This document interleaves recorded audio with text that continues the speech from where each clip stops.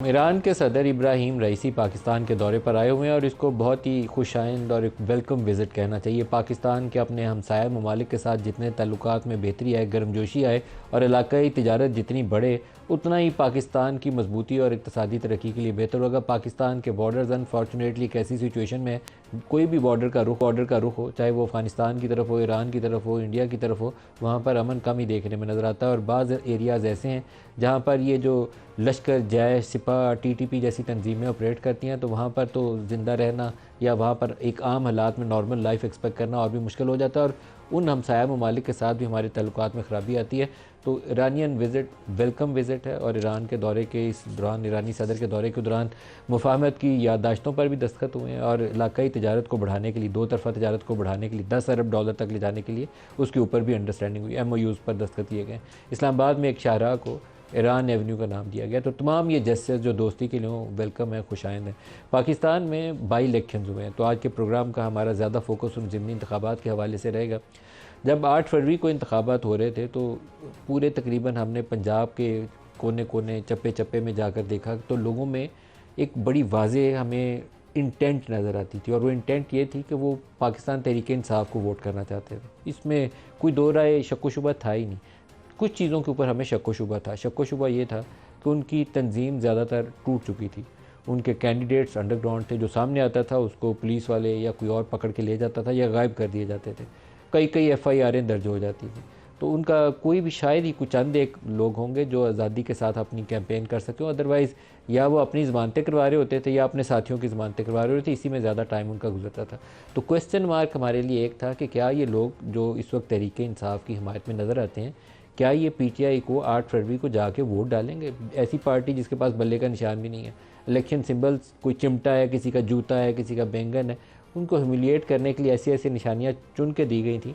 अब मालूम नहीं कि उनकी मर्ज़ी और मंशा क्या थी। फिर इंतखाबात से पहले इमरान खान के ऊपर 3-4 केसेस में, ऊपर नीचे 3-4 केसेस के अंदर 30-32 साल की सज़ा, तकरीबन उस पैटर्न को दोहराया गया जो नवाज शरीफ के ऊपर आजमाया गया था। लेकिन हुआ ये कि 8 फरवरी को लोग निकले और लोगों ने जाके वोट डाला। हमारे सामने जो चीज़ वाज़े नहीं थी कि क्या ये लोग बड़ी तादाद में निकल के PTI को वोट डालेंगे। मेरी अपनी अजम्पशन थी कि अगर हाई 50s में परसेंटेज रहती है टर्न आउट की तो फिर PTI बेनिफिट करेगी। लेकिन अगर ये 30s में हुई तो ट्रेडिशनली जो PMLN का वोट है वो उसको पड़ेगा, कुछ लोग जाके PTI को वोट करेंगे, तो PTI डिसएडवांटेज जाएगी। ये मेरी अपनी अजम्पशन थी जो 8 फरवरी को गलत साबित हुई। लोग बड़ी तादाद में निकले और बड़ी तादाद में जाकर उन्होंने वोट डाला। और फिर 8 फरवरी वाला दिन इतना बुरा नहीं था। पहले प्री पोल बहुत कुछ ख़राबी हुई थी, 8 फरवरी का दिन मोर और लेस ठीक था। लेकिन इंतखाबात का जब ख़त्म होता है 8 फरवरी को, तो उस रात को और 9 वाले दिन फॉर्म 45 और 47 के साथ जो कुछ किया गया, उसमें बहुत सारे कैंडिडेट्स जो थे, जो बज़ाहिर हमें लगता था कि लीड कर रहे होंगे, जीत रहे होंगे, इंतखाबी नताइज के बाद उनको हरवा दिया गया। ये एक अनफॉर्चुनेट रियलिटी है पाकिस्तानी इंतखाबात की, जिससे इंतखाबी अमल के ऊपर शकूक व शुबहात पैदा हो जाते हैं। अब ये जो 21 अप्रैल को इंतखाबात हुए हैं, इसमें दोबारा वो जो हमारी ज़म्पशन थी कि हाई 50s में अगर परसेंटेज रहेगी तो PTI बेनिफिट करेगी, वो 21 फरवरी को आके उससे उलट साबित हो रही है। मेरे पास कुछ हलकों के दादोशुमार हैं, मैं आपको पढ़ के बताना चाहूँगा। द PP 147 लाहौर है, 13.97% टर्न आउट है, 13.97%। ये शहरी हल्के का 13.97%। PP 149 लाहौर है, 23.58%। PP 158 है, 39.96। PP 164 लाहौर है, 41.6। हल्का PP 266 45.78। शायद पंजाब वाले हल्कों में से जो बड़ी परसेंटेज है वो रहीमी खान में रिपोर्ट हो रही है। फिर PPP 290 डेरा गाजी खान 46.18 है। चले जाएं चकवाल में, PP 22 42.84, PP 32 Gujarat 44.45, PP 36 Wazirabad 44.38, PP 54 narwhal 46.37 और भक्कर के अंदर सरप्राइजिंगली 64% टर्न आउट है। PP 139 शेखपुरा 43.9%। तो हमें एक चीज़ नज़र आई है बज़ाहिर, जो नज़र ये आता है कि 8-9 परसेंटेज पॉइंट टर्न आउट में डिक्लाइन है। और ये ऐसे मौके पर टर्न आउट में अंदर डिक्लाइन है जब पाकिस्तान तहरीक इंसाफ या सुन्नी इत्तेहाद कौंसिल की तरफ से कुछ ऐसी वीडियोज़ और कुछ इल्ज़ामात सामने आए हैं। और पतन ने एक रिपोर्ट भी जाया की है। पतन की रिपोर्ट से भी उस चीज़ को तक़वियत मिलती है जो PTI वाले इल्ज़ामात लगाते हैं। वो कहते हैं बैलेट स्टफिंग हुई है, फॉर्म 45 के ऊपर पहले से दस्तखत करवाए गए। और बाज़ हलकों के अंदर पतन वाले कहते हैं कि जो वोटर्स थे उनके हलके उनकी कॉन्सेंट के बगैर उनके पोलिंग स्टेशन तब्दील कर दिए गए। उन्होंने एक एग्ज़िट पोल का भी हवाला दिया है। उस एग्ज़िट पोल के मुताबिक भी जिन लोगों ने वोट डाला है उनकी ज़्यादा तादाद कहती है कि हमने पीटीआई या सुन्नी इत्तेहाद कौंसिल को वोट डाला, और कम तादाद कहती है कि हमने पीएमएलएन को वोट डाला। लेकिन पोलिंग रिज़ल्ट्स जो हैं वो लार्जली पाकिस्तान मुस्लिम लीग नवाज़ को फेवर कर रहे हैं। वो जीत गए, अपनी जितनी नशिस्तें खाली की थी ना सिर्फ वो जीत गए, बल्कि एक दो नशिस्तें ऐसे हैं जैसे वज़ीराबाद वाली है, इसी तरीके से केपी वाली नशिस्त है, वहाँ जीता तो पीटीआई का ही वर्कर है, लेकिन पीटीआई के जो टिकट होल्डर थे वो हार गए, और इंडिपेंडेंट मुबारक ज़ेब जिनके भाई कुछ अर्सा पहले कत्ल कर दिए गए थे वो वहाँ से जीत गए। तो वो रिज़ल्ट्स ये ज़ाहिर करते हैं कि वो पीपीपी की, वो पीटीआई की फेवर में जो लहर थी जिसने लोगों को घरों से निकाला और पोलिंग स्टेशन तक ले जाया, और उन्होंने अपना कैंडिडेट ढूंढा, उसका इंतखाबी निशान भी ढूंढा और उसको वोट डाल के जितवाया, वो वाली वेव कहीं ख़त्म हो गई है, कुछ ऐसी तब्दीली आई है। अगर कहीं इरेगुलरिटी 8 फरवरी को थी, अब पहले से ज़्यादा हुई है, तो मेरे ख्याल में 8 फरवरी को जो कुछ हो सकता था उतना बुरा अब नहीं हुआ होगा, मोर और लेस उतना ही हुआ होगा। तो लेकिन नंबर्स की जो आउटकम है वो शो करती है कि शायद 8-10 परसेंटेज पॉइंट जो वोटर्स कम निकले हैं उसने पीटीआई को नुकसान पहुँचाया। क्यों ऐसा क्यों हुआ? फरवरी से अभी तक कोई ज़्यादा टाइम नहीं गुजरा। शहबाज शरीफ इज़ अनपॉपुलर प्राइम मिनिस्टर, माजरत के साथ वो अपनी अभी तक कुछ ऐसा कर नहीं पाए जिससे लोगों के दिलों में उनकी हमदर्दी पैदा हुई हो। तो फिर लोगों के ये वोटिंग पैटर्न में चेंज क्यों आई? आज के प्रोग्राम में जो हमारे साथ शुरका हैं, आबिद शेर अली साहब हैं पाकिस्तान मुस्लिम लीग नवान नकम, राजा साहब हैं पाकिस्तान तहरीक इंसाफ से, दोनों को खुश आमदीद कहता हूँ। राजा साहब, लाहौर के वो हल्के जो 8 फरवरी में लगता था कि डोमिनेट कर रही है वहाँ पीटीआई, उसमें आपका हल्का भी शामिल था। बाद में इंतखाबी नताइज के मुताबिक आप अभी तक जीत नहीं पाए, आप कोर्ट प्रोसेस के थ्रू उसको अपनी नशिस्त को हासिल करने की कोशिश कर रहे हैं, लेकिन अभी सूरत हाल थोड़ी मुख्तलिफ नज़र आई है। ये जो वोटर्स के अंदर उनकी इंटेंट टू वोट है या मोटिवेशन टू वोट है उसमें कमी आई है, इसकी क्या वजह है?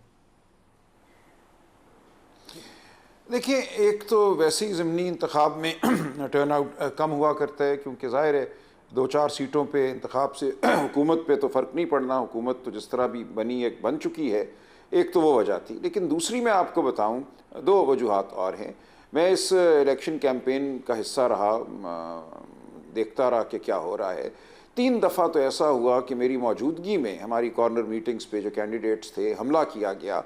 मेरा ड्राइवर आज तक दहशत ज़दा है, इस बुरी तरीके से लोगों को मारा पीटा गया, खाम खा में बिल्कुल पुलिस दाखिल हुई अहाते में, और जो नज़र आया उसको चपेड़े मारी, डंडे मारे, गालियां दी और कहा खबरदार आइंदा तुम इधर आए, खबरदार किसी मीटिंग में तुम्हें हमने देखा। इन चीज़ों का मैं चश्मदीद गवाह हूँ।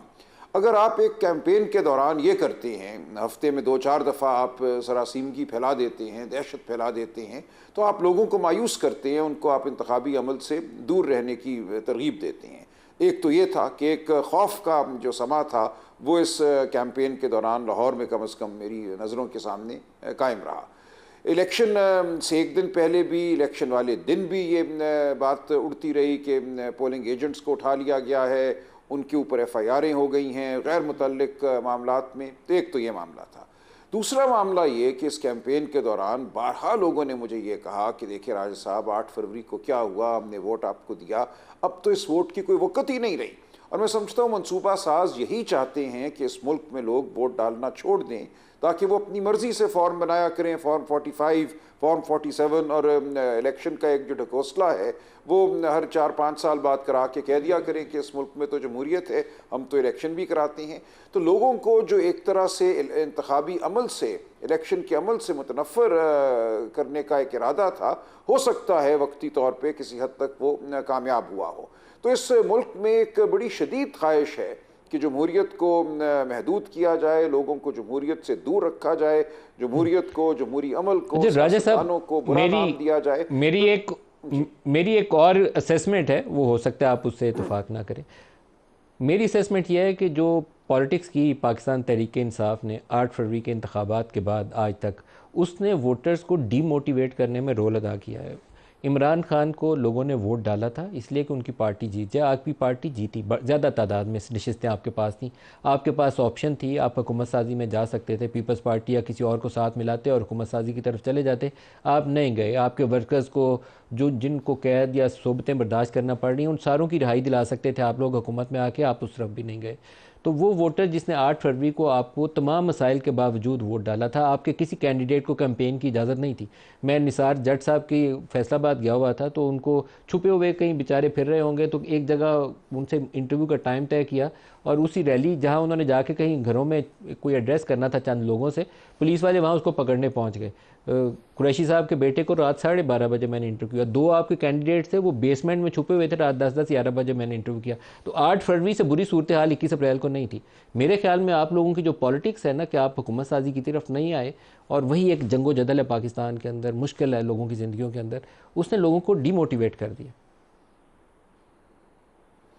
देखिए, हो सकता है कि एक हिस्सा ऐसा हो वोटरों का जो चाहता हो कि हुकूमत बन जाए और तहरीक इंसाफ किसी भी तरह हुकूमत में आ जाए, लेकिन वो चले, हो सकता है उन लोगों को वक्ती तौर पे मायूसी हुई हो, लेकिन मैं समझता हूँ कि जो तहरीक इंसाफ का फ़ैसला है कि अपने नज़रियात से हट कर हुकूमत नहीं बनानी, खा उसमें कोई फ़ायदा ही नज़र आए, फौरी फ़ायदा, लेकिन उसका मीडियम टर्म में और आइंदा मुस्तकबिल में मैं समझता हूँ इमरान खान साहब समझते थे और इस पर बड़ी बहस भी हुई कि हमें फ़ायदा नहीं होगा, हमें अपने उसूल पे खड़े रहना चाहिए, हमने पावर पॉलिटिक्स नहीं करनी, हमने उसूल की पॉलिटिक्स करनी है। ये ठीक नहीं होगा कि हम उन लोगों के साथ मिलकर हुकूमत बनाएं जिनको हम कहते रहे हैं कि हमारी उनसे जहनी हम आहंगी नहीं है, नज़रियाती हम आहंगी नहीं है, सिर्फ इसलिए कि हम पे एक मुश्किल वक्त है, मुकदमात हैं, उनको ख़त्म कराने की गर्ज से हम हुकूमत बनाएं और हुकूमत बनाकर वही कुछ करें जो PDM की हुकूमत ने किया 16 महीनों में कि अपने मुकदमात ख़त्म कराए। हम मुकदमात का अदालतों में सामना करेंगे, अदालतें खा कैसी भी हों,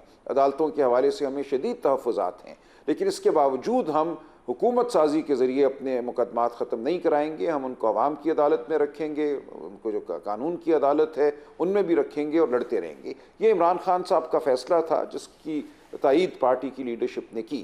तो हो सकता है इस फैसले से वक्ती तौर पर कुछ लोगों को मायूसी हुई हो, लेकिन ये एक मफरूज़ा है, ये आगे चल के देखेंगे कि सूरत हाल कैसे पैदा होती है।